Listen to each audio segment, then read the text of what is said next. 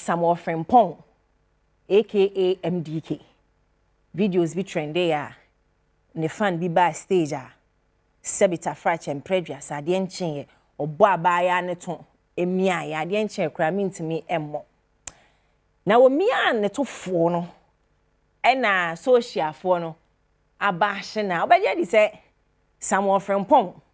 etimi aba montene so abeka se we hu obi a wo baba wo se we hu na ye ena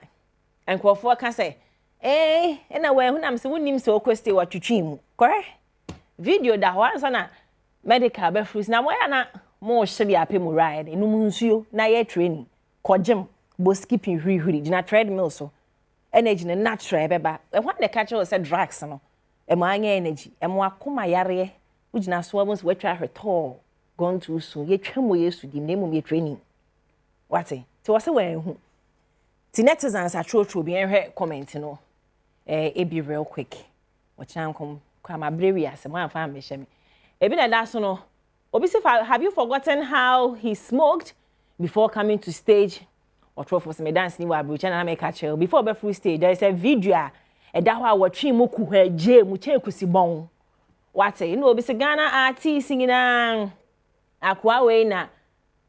ye John no oh John dia una wo tro minim so we oh John na tro ye fancy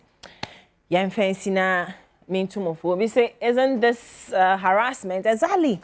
obi a wo baba medical mu ye two siblings wo na wo nua ba na u press fan no so crowd so wo boy so na ye wo de e na ngala wo ko ni say ni me fancy